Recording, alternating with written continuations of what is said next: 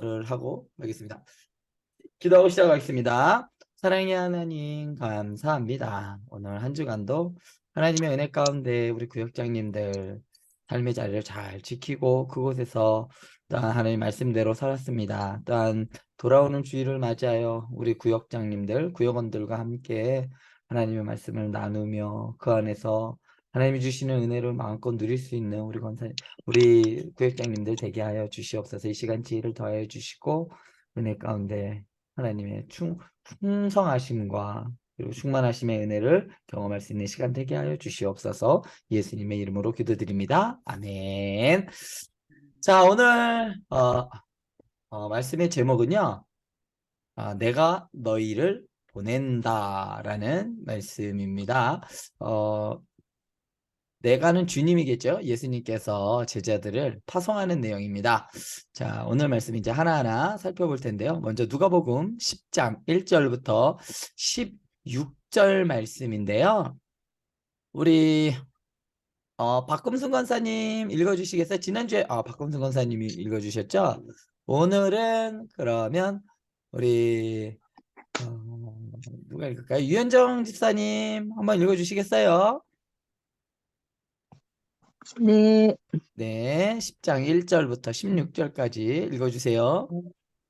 그 후에 주께서 따로 70인을 세우사 친히 가시려는 각 동네와 각 지역으로 둘씩 앞서 보내시며 이르시되 추수할 것은 많되 일꾼이 적으니 그러므로 추수하는 주인에게 청하여 추수할 일꾼들을 보내주소서 하라. 갈지어다 내가 너희를 보냄이 어린 양을 이리 가운데로 보낸 것 같도다. 전대나 배낭이나 신발을 가지지 말며 길에서 아무에게도 문안하지 말며 어느 집에 들어가든지 먼저 말하되 이 집이 평안할지어다 하라. 만일 평안을 받을 사람이 거기 있으면 너희의 평안이 그에게 머물 것이요 그렇지 않으면 너희에게로 돌아오리라. 그 집에 유하며 주는 것을 먹고 마시라. 일꾼이 그 삭을 받는 것이 마땅하니라. 이 집에서 저 집으로 옮기지 말라. 어느 동네에 들어가든지 너희를 영접하거든 너희 앞에 차려놓은 것을 먹고 거기 있는 병자들을 고치고 또 말하기를 하나님의 나라가 너희에게 가까이 왔다 하라. 어느 동네에 들어가든지 너희를 영접하지 아니하거든 그 거리로 나와서 말하되 너희 동네에서 우리 발에 묻은 먼지도 너희에게 떨어버리노라. 그러나 하나님의 나라가 가까이 온 줄을 알라 하라. 내가 너희에게 말하노니 그날의 소돔이 그 동네보다 견디기 쉬우리라. 화 있을진저 고라시나 화 있을진저 벳사다야 너희에게 행한 모든 권능을 두로와 시돈에게 행하였더라면 그들이 벌써 베옷을 입고 제에 앉아 회개하였으리라. 심판 때에 두로와 시돈이 너희보다 견디기 쉬우리라. 가버나움아 내가 하늘까지 높아지겠느냐 음부에까지 낮아지리라. 너희 말을 듣는 자는 곧 내 말을 듣는 것이요 너희를 저버리는 자는 곧 나를 저버리는 것이요 나를 저버리는 자는 나 보내신 이를 저버리는 것이라 하시니라. 아멘. 자, 오늘 말씀 속에서요, 좀 특별히 좀 살펴볼 말씀은요, 예수님께서 오늘, 몇 명의 제자들을 보내실까요? 예수님께서, 예수님을 따르던 무리들 중에 70명을 세워서, 따로 세웠다라고 얘기합니다. 따로 70인을 세우사 친히 가시려는 각 동네 지역으로 둘씩 보내셨어요. 자, 그러면 70이라는 의미가 성경에서는 아주 중요한 의미로 사용돼요. 70이라는 뜻. 자, 먼저 우리가 70이라는 뜻은 뭐 완전수로 70을 의미하기도 하지요. 그러면서 구약과 유대교에서 이 70이라는 것은 큰 숫자를 의미해요. 뭐 예수님께 베드로가 묻죠. 몇 번씩 우리가 몇 번이나 용서해야 되겠습니까? 7번씩 7번 용서하면 되겠습니까? 라고 하자. 7번씩 70번씩 7번이라도 해라. 그만큼 뭐 490번 해라 라는 의미가 아니라 가득 찬 숫자지요. 꽉꽉 채워진 것이 7번 있는 거니까 꽉꽉 채워진 게 또 꽉 채워진 거니까 무한대로 하라는 의미죠. 그래서 70이라는 의미는 큰 숫자 또는 모세가 장로들을 세울 때도 그리고 지도자들을 섬길 때 왕도 7명이 70명의 왕들을 또 하고 또 기드온 같은 경우에는 아들들 왕자들이 70명이었다라고 이야기를 합니다. 그래서 지도자들의 이상적인 숫자를 이야기할 때 또 70명이다라고 이야기를 합니다. 그래서 야곱의 아들 70명, 그 다음에 기드온의 아들 70, 아합의 아들들 이렇게 막 성경은 70에 대한 숫자를 이야기를 하는데요. 특별히 자, 왜 70인이라는 사람을 세웠느냐? 이것은요, 예수님께서 혼자서 전하는 복음이 아니죠. 복음은 어떻게 하죠? 예수님께서 시작했지만, 예수님께서 전했지만, 12명의 제자들, 그리고 또 70명, 그리고 점점 확장되어져 가는 거죠. 그러니까 이러는 거예요. 예수님이 전하는 이 하나님의 나라는 몇몇의 종교적인 사람들을 위한 선택이 아니라 모든 사람들에게 제시된 선언이죠. 회개하라, 천국이 가까이 왔다. 예수님께서 선언하시는 것이고 이것을 두 종류로 나눌 수가 있어요. 예수님께서 선언하는 이 복음, 회개하라, 천국이 가까이 왔다라는 것에 수긍하고 그 복음을 받아들이면 회개하는 것이고 그렇지 않으면 받아들이지 않는 배척하는 것이요. 이 두 가지 반응이 정확하게 받든지 아니면 배척하든지 이렇게 되는 것이죠. 자, 오늘 말씀을 또 살펴보면 어떻게 떠나라고 예수님께서 말씀하시죠? 내가 너희를 어린 양을 이리 가운데 보낸것 같도다라고 말씀하시면서 가지고 가지 말아야 할 것들, 가지지 말라라고 하는 것들 세 가지를 말씀하십니다. 무엇을 가지지 말라고 했죠? 오늘 말씀해 보면 4절에 보면 전대를 갖지 말라고 했어요. 그리고 또 뭐를 갖지 말아라?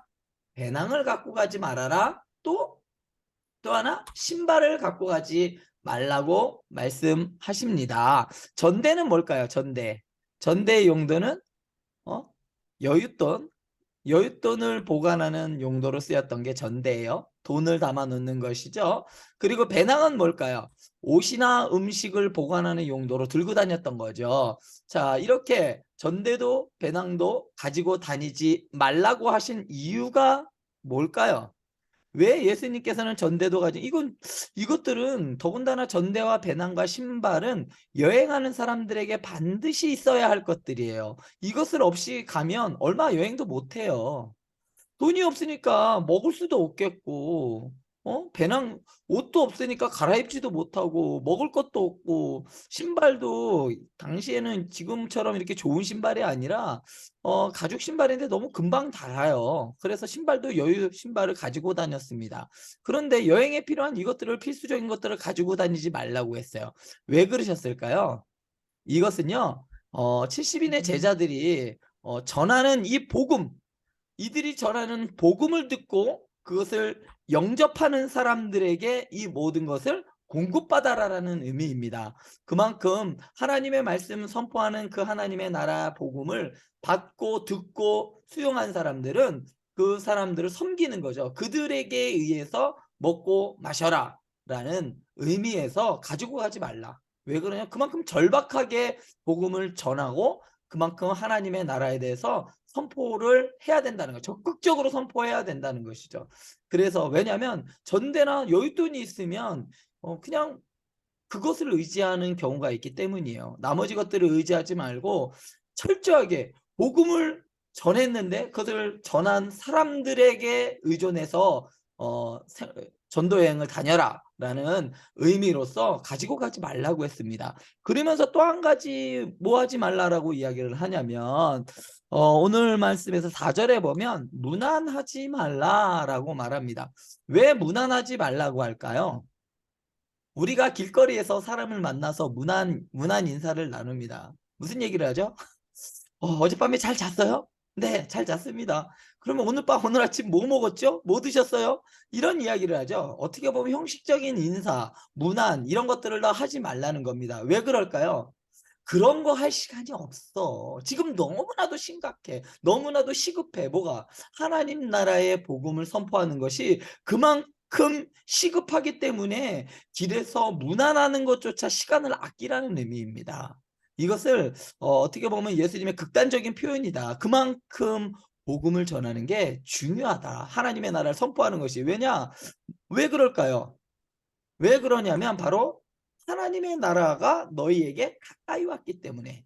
자, 가까이 왔다라는 말, 이 말과 비슷한 용어로 쓰인 게 있어요. 뭐냐면 너희에게 이미 임했다라는 말이에요. 자, 이 하나님 나라가 너희에게 가까이 왔다라는 말은 오늘 본문 말씀에서 9절과 11절에 반복해서 나타나고 있습니다. 한 번으로도 족한데 두 번이나 나왔다는 건 그만큼 중요하다는 거예요. 제자들이 전하는 건 무엇을 전하냐면 복음의 핵심이 이거예요. 하나님의 나라가 너희에 임했다. 이게 너무나도 중요해요. 근데 하나님의 나라가 임했는데 무엇 때문에 임했냐면 예수 그리스도가 이 땅에 오심으로 임한 거예요. 그렇기 때문에 제자들이 전한 70인의 인의 제자들이 전한 복음은 바로 하나님의 나라에 대한 복음입니다. 하나님의 나라가 임했으니까 너희가 이 복음을 듣고 회개하라. 자, 이런 이야기를 하나님의 나라가 너희에게 가까이 왔다. 이 말과 비슷한 의미로서 마가복음 1장 15절에서는 때가 찼다. 이제 하나님의 나라가 임할 때가 됐다. 꽉 찼다. 시기가 됐다. 이제 하나님의 나라가 온다라는 의미였어요. 또 오늘 말씀 말고 누가복음 11장 20절에서 보면 하나님의 나라가 이미 너희에게 임하였다. 앞으로 임할 것을 이야기하지 않고요. 이미 너희에게 임했다. 오늘 말씀에서 너희에게 가까이 왔다라는 의미는 이미 너희에게 임하였느니라라는 이 의미 두 개의 의미가요. 어느 의미인지 둘 다 허용되는, 둘 다 가지고 있는 의미예요. 그래서 이미 너희들에게 왔다. 그러니까 너희가 시급한 거죠. 그만큼 무엇을 회개가 해야 된다. 그만큼 하나님의 나라에 들어갈 준비를 해야 된다. 회개해야 된다. 하나님의 나라가 가까이 왔고 임했기 때문에 그래서 복음의 시급성을 오늘 말씀에서 이야기해주고 있습니다. 그런데 이렇게 제자들이 선포하는 복음을 듣지 않는 사람들이 있어요. 자, 그런 사람들에게는 어떻게 하라고 얘기하셨냐면 이렇게 말씀하십니다. 뭐라고 얘기하시냐면 그날에 만 원이 12절에 보면 이렇게 이야기를 합니다. 너희가 전하는 그 복음을 들었음에도 불구하고 그것을 영접하지 않는 사람들에게는 이렇게 말합니다. 그날에 소돔이 그 동네보다 견디기 쉬우리라. 소돔이라는 동네는 소돔과 고모라의 멸망은 성경에서 가장 타락하고 가장 악이 물들었던 곳, 그곳이 바로 소돔과 고모라인데 그것보다 지금 너희가 더해. 자, 소돔이라는 곳이 어디 나오냐면 창세기 19장에 처음 등장을 합니다. 소돔 그냥 하나님께서 멸망시킨 게 아니라 처음에 누구를 보내죠? 아브라함을 보냅니다. 아브라함을 보내서 의인 몇 명? 몇 명? 10명이죠, 10명. 의인 10명을 구하기, 10명을 찾기 위해 아브라함을 보냅니다. 아브라함이 소돔에서 하나님의 심판을 선언하며 복음을 외치고 의인을 찾았지만 결국은 찾지 못했어요. 그런데 그 일이 이 소돔에 있던 사람들은 결국을 무엇을 부정한 것이냐면 하나님의 심판을 부정했다는 것은 하나님의 주권을 부인했다는 이야기죠. 결국 소돔과 고모라는 이것 때문에 멸망을 한 거죠. 자, 이 하나님의 주권을 부인하는 사람들이 지금 또 있다라는 거예요. 예수님이 원하는 저 하나님의 나라의 복음을 부인하는 사람들, 믿지 않는 사람들, 예수님이 와서 이 땅에 전하고 있는데도 그것도 못 믿는 거야. 예전에는 아브라함의 전하는 복음을 통해서도 소돔과 고모라가 멸망했다면 이제 아브라함보다 더한 분, 하나님이신 예수 그리스도가 이 땅에 오셔서 전하는 복음도 하나님이 와서 전해도 안 믿는 거야. 그러니까 예전에 아브라함의 선포를 듣지 않았던 소돔과 고모라보다 더 큰 죄가 있는 것이죠. 우리가 소위 이렇게 이야기하는 사람들이 있어요. 예수님을 보여주면 믿겠다. 예수님 당시에도 많은 사람들이 예수님을 보았고 이적을 보았고 기적을 행하는 것을 보았어요. 그럼에도 불구하고 예수님을 그들이 못 박았습니다. 그것은 그들은 더 큰 벌을 받는다는 이야기예요. 자, 오늘 말씀에서 뭐라고 이야기하냐면 소돔과 고모라보다 더 명확하게 회개의 부르심이 지금 그러니까 예수님 당 70인들을 통해서 선포되었다라는 것이죠. 불분명하게 아브라함의 복음이 선포되었다면 창세기 때는 지금은 명확하게 예수 그리스도를 통해 하나님의 나라가 임했다라고 선포하는데 그것을 그들이 듣지 않았다는 거죠. 예전에는 희미했지만 지금은 더 명확한 그 복음을 그들이 듣지 않았어요. 회개하라는 그 분명한 메시지를 그들이 듣지 않았다는 이야기죠. 그래서 결국은 어떻게 되느냐? 그들이 결국은 내 말을 듣지 않는 자들은 곧 너희를 저버리는 자는 곧 나를 저버리는 것이고 나를 저버리는 자는 나 보내신 이를 저버리는 거다. 너희의 메시지를 듣지 않고 하나님께로 돌아오지 않는 자는 결국 하나님의 부르심을 듣고도 돌아오지 않는 자와 똑같다라고 하면서 예수님께서 이렇게 말씀을 하십니다. 자, 오늘 말씀 이렇게 살펴보았어요. 자, 그러면 이제 문제 한번 들어가 보도록 하겠는데요. 예수님께서 따로 세워서 각 마을로 전도를 보낸 사람은 몇 명일까요? 따로 세워서 몇 명이다? 70명의 사람들을 세워서 보내셨죠. 두 번째 문제는 예수님께서 제자들을 보내실 때 가져가지 말라고 하신 세 가지가 있었죠. 처음에 전대와 배낭과 신발을 가져가지 말라고 하셨습니다. 그리고 세 번째 문제는요. 성경 말씀에 나옵니다. 예수님이 보내신 제자들을 영접하지 않는 마을에서 어떻게 하라고 하셨나요? 자, 11절에 보면 나옵니다. 너희 동네에서 우리 발에 묻은 먼지도 떨어라. 떨어버리노라. 그러나 하나님의 나라가 가까이 온 줄 알아라. 자, 하나님의 나라가 가까이 온 줄 알라. 이게 복음의 핵심이에요. 자, 제자들이 그리고 마지막으로 이렇게 했으면 좋겠습니다. 어떻게 했으면 좋겠냐면 자, 나에게 주어진 사명에 최선을 다하지 못하게 하는 것이 과연 무엇이 있는지 한번 나눠봤으면 좋겠습니다. 나에게 주어진 사명이 있죠. 어떻게 보면 제자들에게는 복음 전도자, 우리도 마찬가지로 복음 전도자로서의 사명이 있고 또 교회를 섬기는 세워가는 공동체로서 세워져가는 일에 우리의 사명이 있는데요. 그것들을 어렵게 다 하지 못하게 하는 것들은 무엇이 있는지 한번 얘기해 봤으면 좋겠습니다. 자, 구역원들과 함께 이것들을 나누셨으면 좋겠습니다. 이렇게 자, 말씀 이렇게 나누시면 좋겠습니다. 자, 여기까지 준비한 말씀이 여기까지고요. 질문 있으시면요. 따로 저에게 카톡이나 연락을 주시면 제가 성심성의껏 답변해 드리도록 하겠습니다. 여기까지 하도록 하겠습니다. 기도하고 마치겠습니다. 사랑의 하나님 감사합니다. 오늘 말씀을 살펴보았습니다. 예수님께서 70명의 제자들을 세우시고 그들로 하나님의 나라 복음을 선포하게 주셔서 지금 우리에게 그 복음이 오았습니다. 그 복음을 듣고 우리 또한도 사람들에게 이웃들에게 가족들에게 그 복음을 전할 수 있는 복음 전도자의 사명 감당할 수 있도록 주님 인도하여 주시옵소서. 우리 또한 우리 구역장님들과 구역원들 나눌 때 그곳에 함께하여 주시어서 우리가 사명에 불타는 사람 되게 하여 주시옵소서. 예수님의 이름으로 기도드립니다. 아멘. 네, 감사합니다. 마치도록 하겠습니다. 수고하셨습니다. 수고하셨습니다. 감사합니다.